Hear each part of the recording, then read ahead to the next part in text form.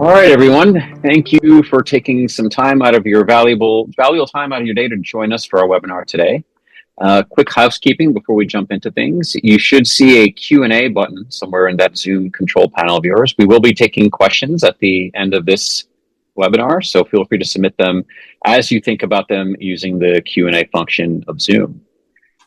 My name is Paul, and I'm Chief Commercial Officer here at Optery for Business. If you're not familiar with us at Optery at Business, we are an enterprise cybersecurity solution that helps companies reduce their risk around PII-based attacks and social engineering. We do so by finding and removing exposed employee data on data broker websites. And today, very excited to be joined by Ray Heffer, who's Field CISO at Veeam, to discuss the results of our 2026 social engineering survey and get into the data behind the deception. So why do this survey? There are plenty of surveys out there about social engineering, but we saw a gap. And the gap that we saw is that none of them properly went into the data that fuels social engineering attacks. So we decided to charter our own survey. We had over 400 respondents, and as you can see from the data on the screen, they skewed towards senior level personnel at large enterprises. And I'm super excited to get into the results of this survey with Ray Heffer. And honestly, I don't think you can find a more qualified person to discuss these findings than Ray. Ray is one of the foremost experts and thought leaders out there in all things OSINT. And Ray, I'll let you properly introduce yourself to this audience. Thank you. You're all too kind. So, before I introduce myself, I just want to say on your intro, I love the word deception here, because when we look at cybersecurity and incidents, especially ransomware, we're either thinking of social engineering, so the human psychology part of this, user failure, or even technical vulnerabilities. So I think what's often missed is the data behind what fuels this, and the data behind what goes into the reconnaissance stage. But we'll talk more about that in a moment. And a bit on me. The 30 years thing is aging me a bit there. I've been around a long time, and it's funny. 30 years ago, cybersecurity, I don't think, was even a word. I think the term cyberspace was starting to become popular, but ultimately security meant antivirus, firewalls, and then if you were really good, there was email and web filtering, and it kind of ended there. But I think for this, clearly my own perspectives have changed over the 30 years as well. So very excited to talk more about this in the session today. Yeah, I think 30 years ago, it was the information superhighway. Indeed. Enough waxing poetic about the 90s. Let's jump into this data, shall we? So, 96%, so nearly everyone that responded to the survey reported an increase in targeted social engineering. And furthermore, 90% said the attacks are highly or moderately personalized, right? So these attackers are seemingly more sophisticated than the old, hey, I'm the CEO and I need an Amazon gift card, right? These attacks are being personalized and trying to be made relevant for the person receiving them. So Ray, given the stats you see here, how does this resonate with what you're seeing when you speak to CISOs out there and security leaders out in the field? Are targeted attacks being treated as a real intrusion path rather than just like a training issue? Yeah, and honestly, this literally takes the words out of my mouth.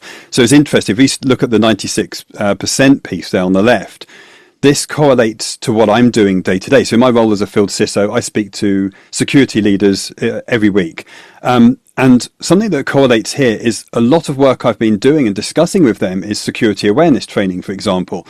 Mm-hmm. But despite the fact that organizations have been putting so much emphasis on cybersecurity awareness and training, we still see social engineering is the thing that succeeds every time. So if I look at what we've got here, the 75% credential compromise, and also tie that into the 90% of attacks that are personalized, this is interesting. And I'm sure many of you have heard this argument before, especially around privacy, which is my space, where people say, oh, well, why would they target me? I'm just not interesting. I am boring. No one's going to target me. But the fact is that this becomes personalized when they're able to scrape data. And often this is automated, by the way, from data brokers. And quite literally, this data is sitting out there in plain sight on the internet. And it reveals where we live, phone numbers, email addresses, date of birth, where we go to work, potentially org charts. And then when you look back at the 75% of credential compromise, this is where password reuse is such a headache for the security leaders I talk to, certainly myself as well. because attackers are finding passwords on data breach sites, for example, and other data breaches as a result of ransomware, whatever it may be. And then they carry out credential stuffing attacks. Now, I'm trying to unpack a lot here. So credential stuffing, in essence, is when the attacker takes a known username, potentially email address, and then finds a password on a data breach, and then they'll try those on other systems, whether that be your corporate email, LinkedIn, email, whatever it may be. And on top of that, there are combo lists. So these are literally, you can buy these. You can buy combo lists, you can download them of email address and password pairs. Now, the reason I bring this up is they are correlating that data with data brokers, because this is the valid data, is where you are, the email addresses, and then building this picture, and it all feeds into this reconnaissance stage. And this is probably why we have this increase in attack volume, and you say that creating a strain or is difficult to manage. It's absolutely creating a headache. So yeah, I definitely resonate with this. Yeah, we're talking about credential compromise, business email compromise, whatever it is. It seems a lot of the conversation is always around what ultimately was breached from a technical perspective. But if you look at the attack chain, it always starts with social engineering, even if it led to a compromised password or whatever that is. And it seems like there's not enough conversation. I think that's starting to change, but not enough conversation around. It's a social engineering attack, not that yeah, sure, it led to a credential compromise, but really social engineering was what the attack was. Absolutely. In fact, before we move on to the next slide, I should have said this at the beginning. As I said, I speak to security leaders every week. I think the fact that we've got people dialed into this call, watching this webinar, I'd say kudos to those people that dial in, because I won't mention names, but I still speak to security leaders that feel that if they're compliant and they've checked those boxes, then that's it. And compliance does not equal security. And as you will see as we go through these slides, it highlights that even more. Yeah, certainly two different practices for sure. So me personally, I thought this was the most interesting finding from the survey, in that as you read the stats and it's saying basically it's easy to find this information. It's essentially cybersecurity leaders admitting that they're easy to target via social engineering attacks, right? So when attackers can find things like mobile phone numbers, home addresses, family connections, how does that change the way security teams should thinking about this admission that it's easy to attack us?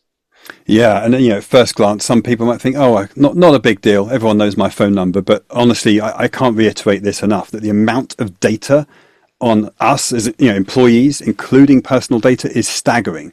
And really, this maps almost exactly to the playbooks of ransomware groups like Scattered Spider, for example. We know them. They're most famous, unfortunately, for the MGM attack in 2023, but even more recent incidents, the UK retail chains just recently, for example. And this is the model. You gather identity and personal context, and then their sort of attacker workflow then targets help desk, password resets, multi-factor authentication recovery, leading into things like SIM swap attacks, even hijacking the onboarding process. But they use all this information in order to make their social engineering campaign successful.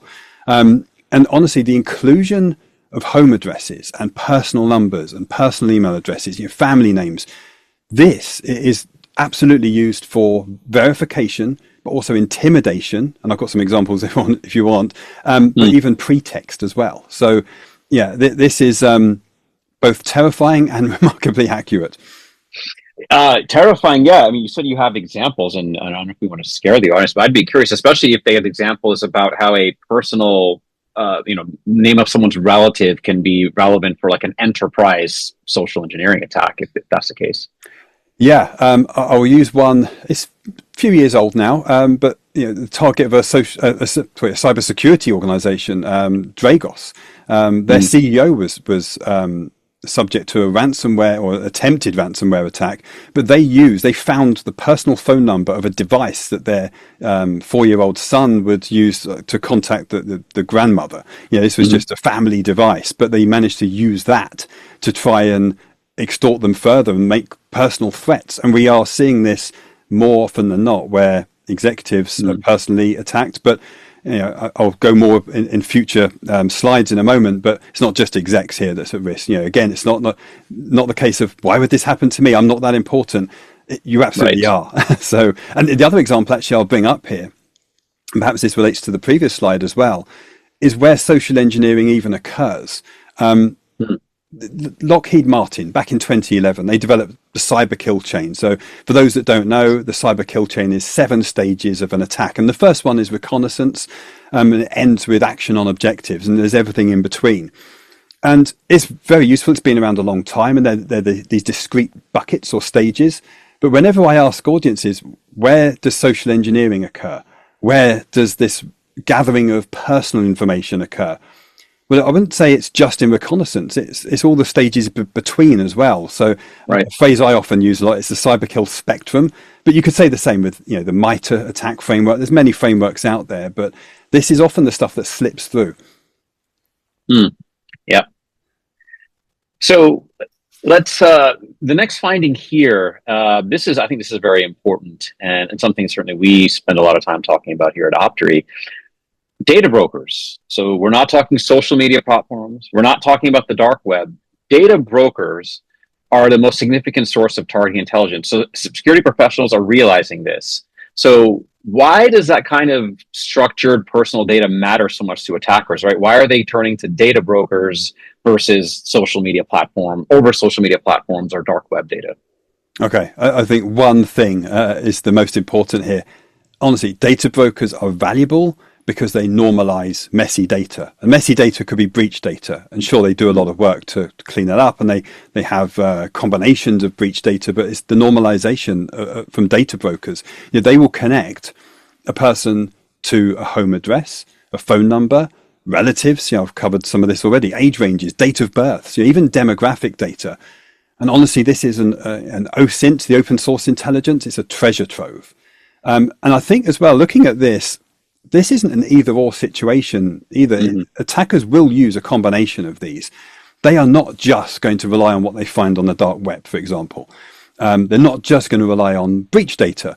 They're going to rely on all of these. And in the same way, they're not just going to rely on what's on social media or just on data brokers. But data brokers is almost the litmus test, that normalization of what they get. And I think that's often overlooked. It's so powerful.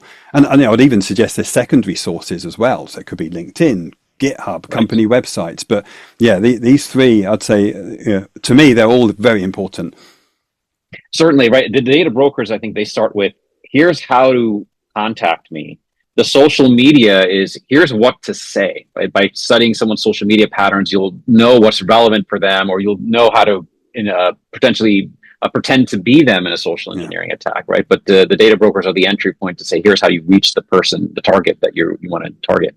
Absolutely. And they'll use multiple data brokers as well. One may have some useful information on address history and email addresses. The other one may be better with phone numbers. But as I said, it's a treasure trove out there. Yeah. So the next theme that emerged from our survey, there is no single channel that dominates in terms of where organizations are seeing social engineering. They're seeing social engineering come in through, to their social media accounts or by fake social media accounts, right? The phone calls pretending to be someone else, fake domains that are being set up. So given what we see here, why are so many companies still viewing social engineering as an email-centric problem? Yeah, it's frustrating that they still view it that way. I've got a couple of examples here, actually. Going back to the security awareness training, phishing, for example, they will even leverage that. So just pick on email, for example. If you know an organization does phishing simulations, we all know that is a best practice. It's great. But now imagine an attacker sends a phishing simulation. You think it's a simulation. It's obvious it's one. And then they embed a report button in there. They will leverage what we think is a strength and make it a weakness. But one thing I love about this slide, and I know you said don't go back to the 90s. I'm going to reminisce if I go back to the good old days. It's okay. Yeah. This really highlights that cybersecurity has moved just so far along from firewalls and antivirus and email security. Even if we just pick on another thing there, phone numbers, for example, this could potentially straddle voice and SMS. And I think it was about 5 years ago, maybe 6 years ago, there was an attorney based out of Philadelphia. You can look him up online. His name's Gary Skildorn. And he was an attorney that had a phone call, a supposed phone call from his son that was in a car accident and said, Dad, I've been in a car accident. This pregnant lady's involved. The police are here. And he says he has to go. The whole thing was a deep fake. Now, what scares me the most, Wow. this was 5 years ago. AI voice cloning and deepfakes has come on considerably since then. But Hmm. that's just zooming in on phone right there. But I think, all this really matters because, voice is where I also see security controls. These are the controls, enterprises are making sure, adopted for their compliance and so on. But these security controls collapse when it comes to phone numbers alone.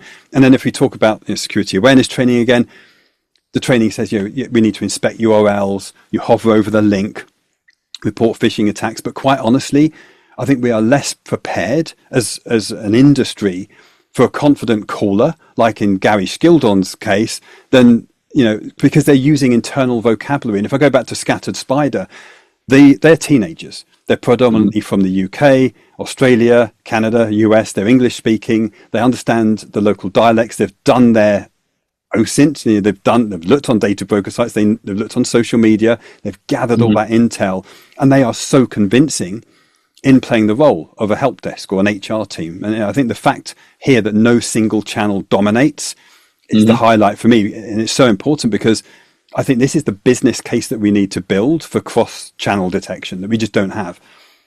Yeah. Yeah. And, going back to training for a second, right? There was a study, like I think last year by University of California, San Diego, and they actually found that people who were trained to spot, underwent that phishing training and such, actually fared more poorly. Yes, I've seen that. Yeah, right. And I think it's because they thought they knew, but which leads to the question, and controversial take, because I'm not saying you shouldn't do training. That's not what I'm saying. But has this training actually made us, in some ways, hurt ability to respond to the problem or spot the problem? I think that's certainly the case. And I think what we need to all realize is, when we look at the threat actor, it could be someone with a dark hoodie in the corner of a room, whatever stereotype you want to place on them, they will leverage what we think is a strength, such as we're doing phishing simulations and security awareness training, and use it against us. And the fact that study shows that they fare so much worse, it's kind of surprising and not at the same time, but it's very true. It's not good. I just think, again, the key here, that fact that no single channel dominates means we have to broaden the security posture and maturity to start looking at this stuff. Yep. As defenses change, attackers will change the offense to as appropriately. Yeah. So this slide hits on one of my favorite topics that I like to discuss a lot, and I think the misconception that many people have out there is that executives are the most targeted function by role. But here we have data that proves otherwise, with three functions, especially IT, with a much higher percentage. HR and finance are targeted at a higher rate than executives. So how should organizations think about who is truly the folks that are most at risk, especially when attackers are looking for, access and leverage that can sit outside of just the executive team?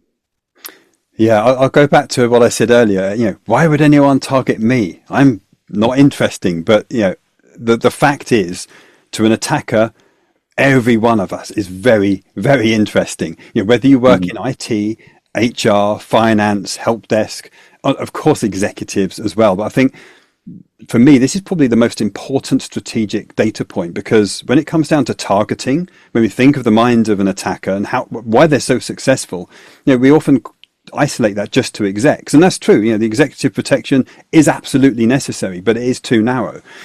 And I would add even further, executive assistants, procurement, payroll, customer support, reception, security staff, the list goes on, because these are groups that can approve or redirect, disclose or reset, and unintentionally validate the attacker's story. And the important thing as well is, in the mind of an attacker, this isn't just going to, target, they're not just going to target an executive. They want access, and they're going to leverage any role that they can, and potentially even pivot. So another thing we've seen is this: any role at all, you think of a role that you think has no risk or very low risk profile for security, but they will pivot from that role to carry out social engineering internally from the inside as well. So I can't think of a single role that I would exclude, to be honest, because the attacker will leverage that. Absolutely. I mean, you mentioned like the MGM breach before, right? That was the attacker impersonated a staff member, and then contacted support, right, and got the That's it. password reset. So it wasn't anything executive there. And then once they got that password reset, they knew the system they wanted to target. They got that password reset, and that was it, right? They had infiltrated their way into MGM, so it wasn't an exec. The joke I often make when I speak about this, but executives are usually too busy, right? They're so bad at answering email anyway, right? So or answering people's messages anyway. So so I think threat actors know that as well, which is why they'll go elsewhere. Yeah, And it's also funny. maybe considering that they know executives maybe tend to have more protection, right, than other team members. Indeed, they know. Yeah, they certainly do know. Yeah. It reminds me as you were talking there, and I love to throw in my movie references. And I apologize, it's from the 90s again, but Enemy of the State, 1999, Will Smith. There's a scene in there where Brill, this lawyer saying, "What did I do?" And he said, "You made a phone call," and that was all it took. But that's what reminds me of the MGM case. It was just a phone call that the threat actor, which was Scattered Spider again, a group of Mhm. teenagers, and at the other end of that phone call, it cost them $100 million. So, that's a case in itself. Yeah, and not that we were mentioning, right, group of teenagers. There's certainly probably compared to the 90s, we're keep going that there's more geopolitical events going on. Let's say in a more connected world, right? So there's the increasingly companies could become the targets of nation state actors. In fact, I think that many companies are already seeing that as well. So it's not just your scattered spider and teenagers with hoodies. These are groups that have the backings of governments and a lot deeper pockets and financing and technology available at their Yeah, disposal as well. absolutely. Yeah, the most recent example, if I throw this in here quickly, is Stryker, their medical devices company. Mm, 3 or 4 weeks ago now, I might be getting my time, but very recently they were targeted potentially, we don't know for sure, but it's very likely to be Iran. So mhm, yeah, this was not the group of teenagers in that case, and that was devastating. They had personal devices enrolled in the mobile device management solution. I think it was Microsoft Intune, and even personal devices got wiped. So that was wow. catastrophic. So yeah, there's unfortunately every week I look at the news, there's always a new example. Yeah. Yeah. Well, maybe let's shift away from some of the doom and gloom, right? We've been talking about the threat landscape, but there are, companies are beginning to react, right? And I think they're realizing this, and the data we presented at the beginning certainly indicated that, right? They saw that this is they're seeing more attacks, and here we're saying that 34%, 60% said the number one defense in use is reducing the amount of exposed data, and another 34%, which I thought was much higher than what I thought it would be, which is great to see, said that it's their number one investment priority. So, if you're a cybersecurity practitioner, right, and you've got the traditional programs, you've got the training, you've got the infrastructure, the EDR, and all that, how do you see reducing exposed data fitting alongside the existing programs and controls that enterprises have in place? Yeah. Well, first off, I love that number, but I'd love to see it go up in future years. Absolutely. Agreed. Agreed. Yeah. And in fact, I have a personal tagline. I've got to get a T-shirt made of this, and it's "Minimize what can be known." I stick it on my email signature, and I use it quite a lot. And that's exactly what we're talking about. But it's interesting. I do want to see that number go up because I'll give you a personal anecdote here. I was talking with another cybersecurity expert, someone that's very well known, so I won't mention names. And I'm going to use an analogy that I used with him. And, imagine you have a house. Let's take it to the extreme. It could be a billionaire's home. They're going to have 10-foot walls and security gates, security guards, and you name it. They've got everything. But if the owner, this fictitious billionaire in this case, is sloppy, their phone number, their email address, Google reviews of the lawn maintenance company, all of that's out there. And then obviously it'll get leveraged by an attacker.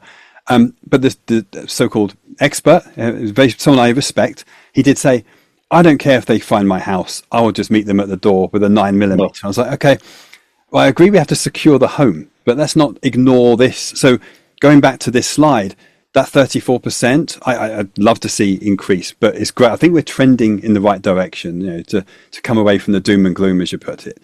And also I'm going to throw in another movie reference. I won't apologize for this.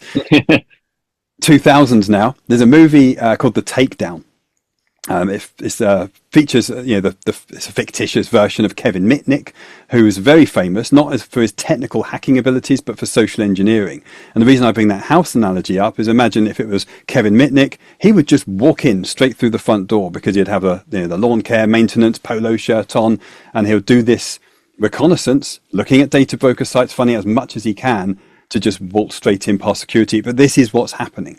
So I think now security leadership are recognizing this, which is why it's becoming a number one investment priority.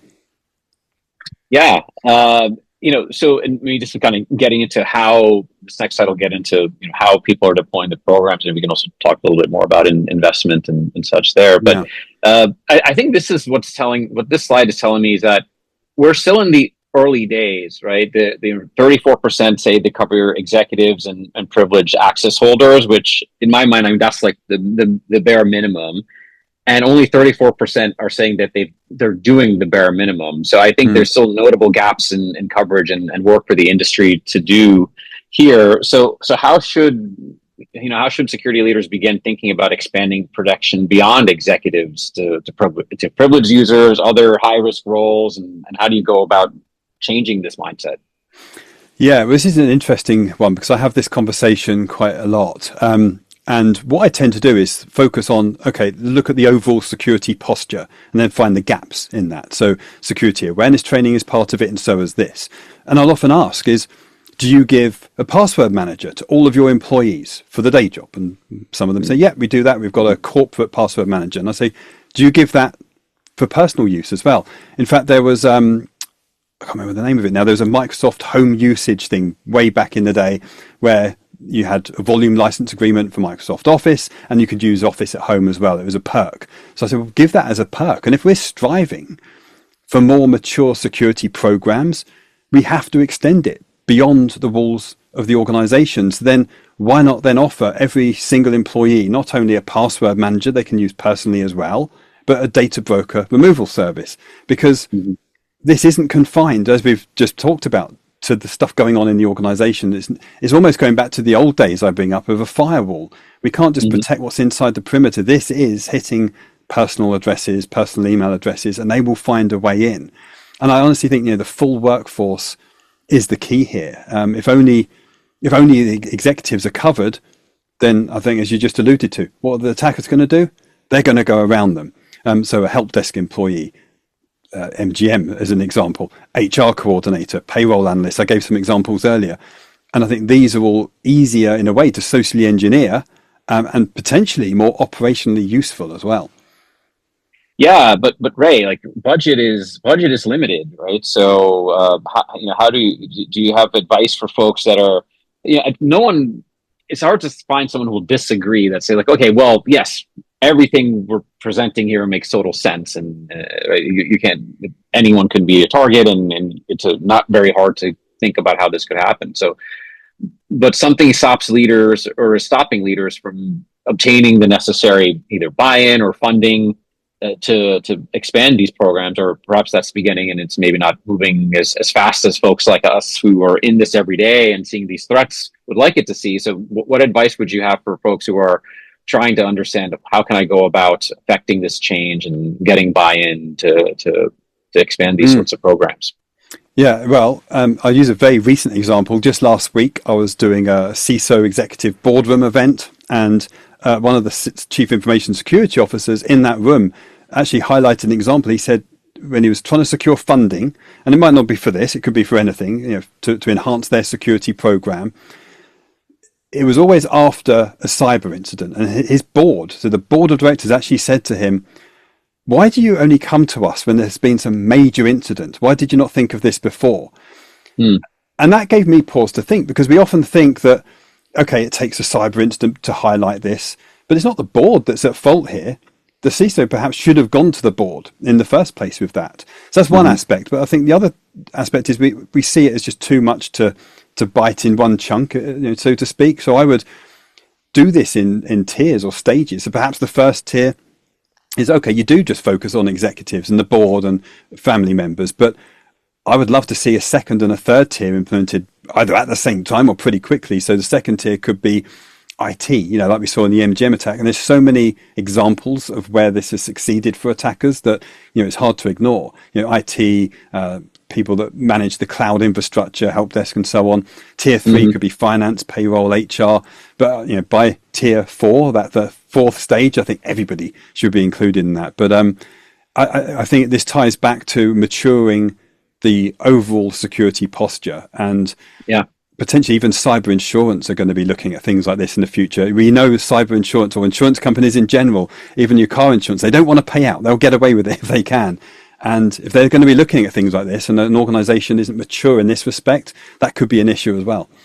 Yeah, it's the CISO, right? The board telling the CISO, why didn't you're only coming to us when there's an issue, right? I think there's many CISOs who say the opposite. It's like, how come you only pay attention to what I'm saying when there's an incident? I've been trying to tell you for a while. So I think that goes back to, and some of the stuff we've discussed is, it's like scenario planning, right? I think making it easy to remind them, like the MGM breach was not all this fancy infrastructure or executives. It was a very simple social engineering attack, right? It was not a high level of sophistication, and I think that's the thing I think that many CISOs can take. Like, this is really easy to explain, right? This isn't something that can get bogged down in a lot of technical jargon and things that perhaps it's harder for a CISO who's more technical to connect to, a CFO or someone who's on the board of directors. If I could just add one more thing to that, and this is more of a tip that I've learned even fairly recently from personal experience, and that's, I'm a privacy advocate. There's not, you'll see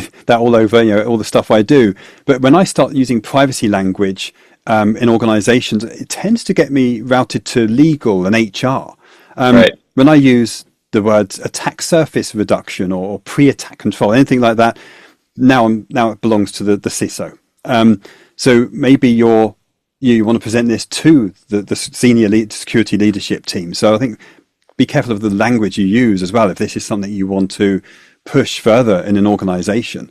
And I think honestly the most effective thing that I've seen is, and the play that works and what moves executives and even the board, is do a demo, pull up their data, show them what scattered spider do. That tends to move the needle.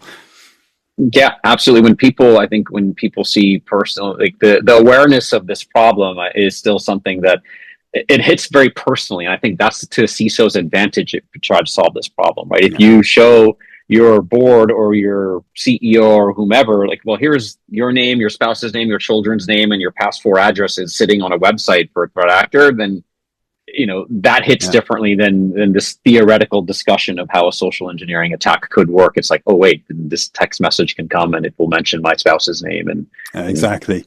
I know it's more doom and gloom. We want to avoid doom and gloom. Yeah. It's hard, I think, in cyber sometimes to not avoid it, right? Because just because of the nature of the work. Yeah. I mean, you hit on attack surface, right? And that's exactly what this really is that by thinking about this problem and addressing this problem of exposed employee PI on a data broker sites, as an enterprise, you're really changing this traditional definition of attack surface, right? Traditionally, when you say attack surface, you're thinking of all the endpoints to all of your systems and making sure they're secured and there's the proper monitoring and such on there.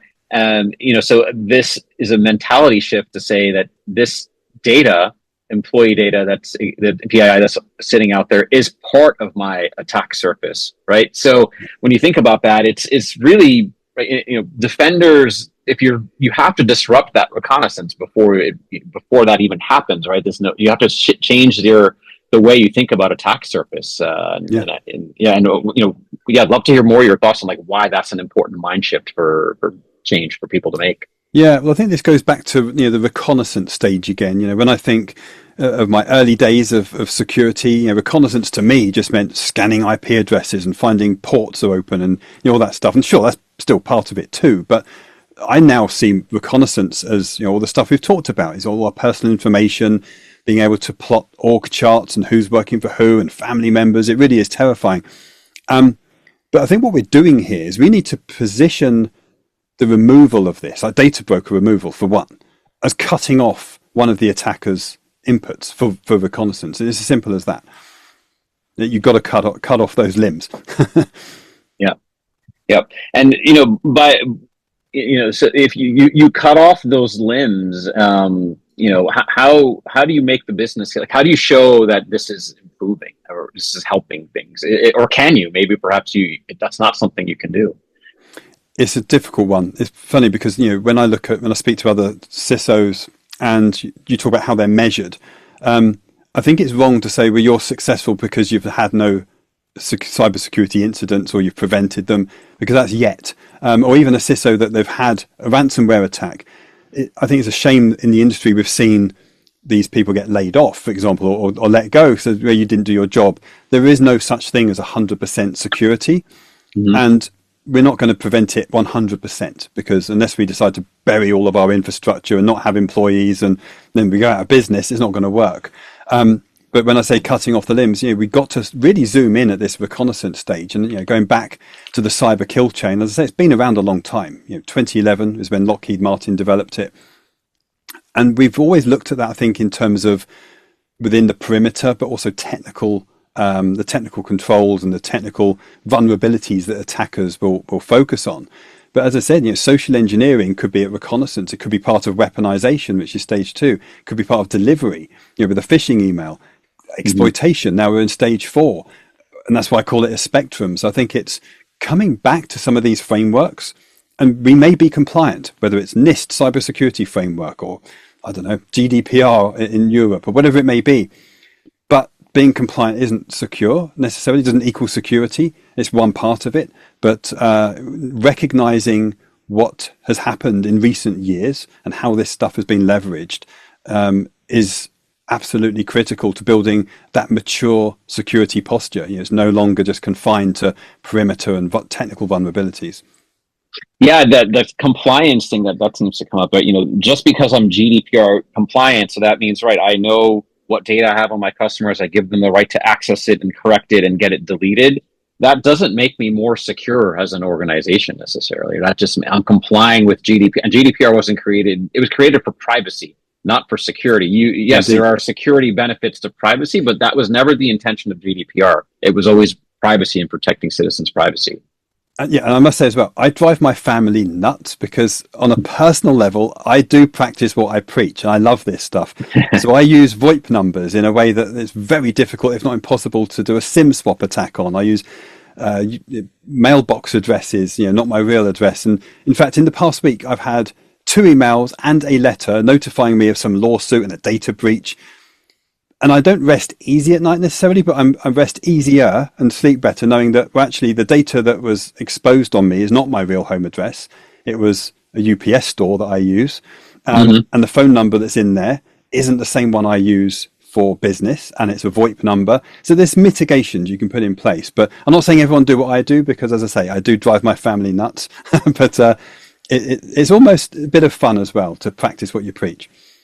Yeah, I mean, like that sort of thing. Like, you what you've done is you've made it difficult for someone to climb the fence and get in through the side window to break into your house. But if you weren't removing your data from data broker websites, that's saying, well, someone might be able to climb in through the side window, but I'm going to leave my front door unlocked.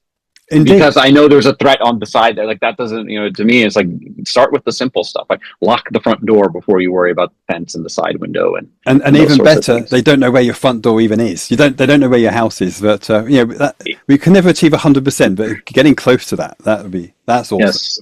So you're saying blur your home on the map services is what you're saying in a literal sense, but yeah. I think we got about 5-6 minutes left, so maybe we can take I see there's a few questions here that I'm going to we can jump into and take here. So let's jump into some questions. All right, I'll take them in the order they were submitted. So, all right. First question is, are email addresses and email account password combinations extremely important? Seems like passwords reset by email are so common for many web-based accounts. So if someone can break into your email, it would seem they can get into so much more. So I think the gist of the question is that if email and email account passwords more important than potentially than other types of other types of data combinations. Yeah, can be, especially now with you've probably seen this, more and more services send magic links or code to your email, so it's passwordless. And that's great. And if I was an app developer, I'm thinking, great, I'm not storing passwords, so I don't have to protect those. But now it's putting the burden on the email provider. So whether that's Google or whatever service that is, if it's Google, luckily they're very good with security. They're very secure. They do a lot of detections around that. But we have to then emphasize email security even more. But where I'd go beyond that is, and I'm going to give another example. This might be a bit far out there, but I'm going to throw it out there anyway. There was an organization that I spoke to fairly recently, it was earlier this year, that were subject to fraud. The attacker sent a PDF from what looked like their email to all of their customers. So they got this customer list saying, our bank details have changed, please pay invoices here. And the customers took that change. If you have a separate email alias for invoices, for accounts, those type of things, rather than an individual's email address, that could have mitigated that. What I mean is, let's say you've got a relationship with a vendor, and that's you have, let's say it was Amazon, you have Amazon 567 at whatever. Then you're not just looking at hyperlinks and hovering over links and seeing if this is phishing. You're seeing where it's come to, so the source, and well, hang on, I've received this to my personal email. I don't get invoices here. It doesn't make sense. So there are certain things, and this is a bit more nuanced, but it does emphasize email is very important. But yeah, I think the answer to the basic question, there's this push towards passwordless, and that obviously puts the emphasis on securing email even more. I could go a bit deeper with that as well. I'm going to just throw one more thing out there.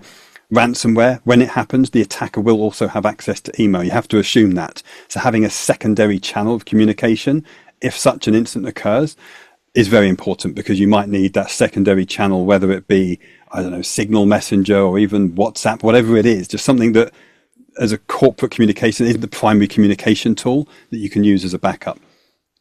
Hopefully that answers that question. Yeah, good perspective there. Okay, this next one, I think this is a good one, and whoever asked this, thank you for asking this one, because I think this is a real concern that even a lot of even I think people have this concern who are not necessarily cybersecurity practitioners, but I even hear cybersecurity folks who have the same concern. Is basically, this question is, it's very hard in today's environment to stay hidden, especially if you own your home and are involved with people. Even my social security number is on the dark web. All of ours are, by the way, because decades ago a local or state government apparently let it get released, or we know about the NPM data breach. So how can we get protected, right? So I think underscoring that is just like, well, there's this prevailing mindset, I think, that many people have. It's like, well, all my data is already out there, so what's the point? That reminds me, 2016, I moved from the UK. As you can tell from my accent, I live in the US now. And I met my new neighbour. He said exactly that. He said, my data's out there already, who cares? And I almost took this as a challenge, like he threw the gauntlet down. I said, no, I'm not going to accept that. So, and in fact, I've actually heard this also framed as a bit of a criticism against data broker removal sites. But I think people are missing the picture. What they're saying is, you remove your data from all these sites, it will just get repopulated again. No, because it's part of a bigger strategy. What I've done is, yes, I've removed my data from data broker sites, but I've also, using that UPS store mailbox, I've put my house, for example, in a revocable living trust, which isn't in my real name, and it takes that out of public record. Now, if you've had your home in public records for a long time, it will take some time to eventually get that removed from all the data broker sites. But it's possible, and I know it's possible because I've done it, and I've been here 10 years now. So I think I'm not sure if that's answering the question, but our data is public anyway. We're seeing so much happen, whether they're targeting us as individuals or even targeting the people that think, why would they target me? I'm not interesting. They're automating it. They're not targeting you because you're boring or because you're interesting. They are targeting swathes of individuals as well as organizations this way. Yeah, absolutely. And this the talking about the dark web, right? There's that concept of privacy by obscurity. For the dark web, right, there's a level of technical sophistication required to access the dark web, right? There's not something, if you're not a practitioner, you should do. You need to install Tor, and you need to have your machine shielded against everything that's crazy out there in the dark web. And then you go and you can interact with some of the shadiest folks out in the world to get whatever it is you might be looking for on the dark web. So you have to put a little level of effort into finding information on the dark web. You don't need any sophistication to find someone's information via data broker, right? It's a quick Google search. And there was a question in this list about like, what has AI changed? Well, all AI does is change the speed and scale of whatever. Something good or something bad, AI will change the speed and scale. So now a threat actor can just create an AI agent, and it can immediately just hoover up this data that's sitting on these data broker websites and craft the most convincing social engineering attack you've ever seen. By the dark web, it takes a little bit more effort, right? And threat actors, they're going to go for the lowest hanging fruit, right? They're going everyone. It's human nature. You take the path of least resistance. So I will target the person or the organization whose data is just sitting there on the open web because I got the old org chart and I've got everything through a data broker. Something on the dark web, it's, you can't do anything about it. But, again, I'll go back to that other analogy. Then should I just leave my front door unlocked because someone can climb up the fence and get into the side window? No, you should take care of those things. So yeah, our social security numbers and such are likely out there sitting on the dark web, but we still need to make it not so easy to find, to make yourself found and be socially engineered.